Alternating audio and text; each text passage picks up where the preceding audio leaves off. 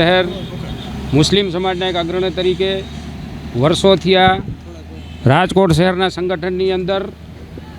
તન મન અને ધનથી ખૂબ સારી રીતે મેં સેવા આપી છે અને આજે મારી ઉપર અને જે આ એક ટ્રસ્ટના પ્રમુખના એક દીકરા તરીકે મારા ફાધર ગયા વર્ષે 5મા મહિનાની 16 તારીખે એક્સપાયર થઈ ગયા અને એક્સપાયર થઈ ગયા એના પછી આજે સંપૂર્ણપણે જવાબદારી એક ટ્રસ્ટીના દીકરા તરીકે હું નિભાવું છું અને આ જગ્યા ઉપર કોઈ જાતના જ્ઞાતિવાદી જાતના વાળા બાંધ્યા વગર આજે અમે આ જગ્યા ઉપર આખા રમજાનના 30 રોજા લોકો છોડવા આવે છે અને ડિમોલેશન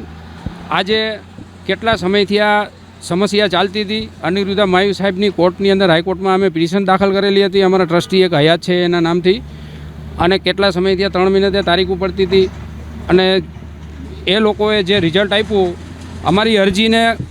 રિજેક્ટ કરી. હજી ઓર્ડર તો હાથમાં આવ્યો નહોતો ડિમોલેશનનો, છતાં પણ આજે અમે બીજી પિટિશન દાખલ કરી દીધી અને બીજી પિટિશન દાખલ કર્યા પછી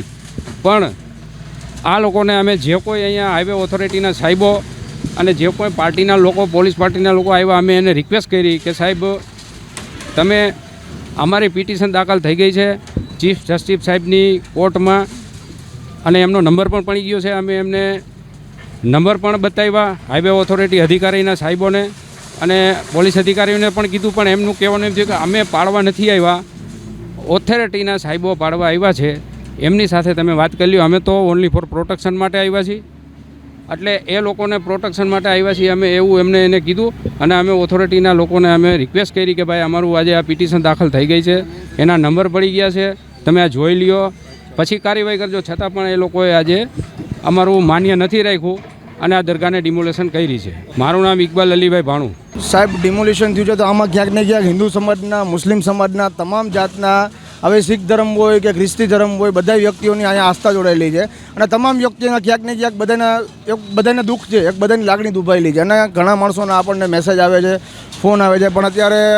પોલીસની બંદોબસ્ત એવું છે કે અહીંયા કોઈ વ્યક્તિ આવી નથી શકતા અને આપણે કોઈ જાતનો કોઈ ભાગલા પડે કે કોઈ જાતનો કોઈ કોમી રમખાણ થાય કે આપણે એવી કોઈ વસ્તુ માંગતા નથી. આપણે ગુજરાત રાજ્યના સારા નાગરિક તરીકે આપણે બધાને એક અપીલ કરી કે આપણે ગુજરાત રાજ્યના એક સારા નાગરિક છીએ, એક એજ્યુકેટેડ વ્યક્તિ છીએ, તો મહેરબાની કરીને આપણે એક શાંતિ જાળવવાની, શાંતિ રાખવાની. પણ વસ્તુ સાહેબ ક્યાંક ને ક્યાંક દુઃખ એ પણ લાગે છે કે માનનીય ગુજરાત રાજ્યની હાઈકોર્ટનો જો ઓર્ડર જો હવે ન માન્ય રાખતો હોય સાહેબ, તો અમે તો એક સાધારણ વ્યક્તિ કહેવાય, બરોબર છે. હવે હાઈકોર્ટની અંદર પિટિશન દાખલ થાય, હાઈકોર્ટની અંદર સાહેબ અમે ગયા, એમાં હજી હાઈકોર્ટનો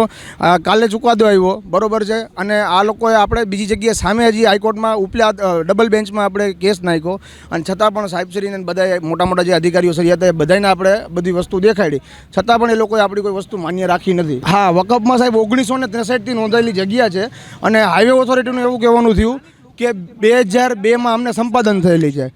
સાહેબ, તો 2002માં જો આ જગ્યા સંપાદન થયેલી હોય તો ઓલરેડી વિચાર તમે કરો કે વકફમાં 1963ની સાલથી નોંધાયેલી છે, તો સાહેબ હાઈવે ઓથોરિટી પહેલાં તો ઓલરેડી અમારું વકફમાં 1963થી નોંધેલું છે, હાઈવે ઓથોરિટી તો 2002માં સંપાદન થયેલી છે. તો હવે આપ મને એવું જણાવો સાહેબ, આપ મીડિયાના સારા કર્મીઓ છો, તમે એક દેશનો એક ચોથો સ્તંભ છો અને તમારી એક જાગૃતતા તમે ફેલાવો છો સાહેબ, બરોબર છે, તો તમને અમારાથી વધારે તમને ખ્યાલ હોય સાહેબ કે 2002માં સંપાદન થયેલી છે, આજ 24 વર્ષ થઈ ગયા સાહેબ, આજ 2025 આવી ગયું છે, તો અમને 24 વર્ષ બાદ કેમ નોટિસ દેવામાં આવી? સાહેબ, ટ્રસ્ટની માલિકી આવે કે ન હોય પછીનો પ્રશ્ન છે. હું તમને બધી સાહેબ ડિમોલિશન એટલે થયું છે, અમે 5 વાર,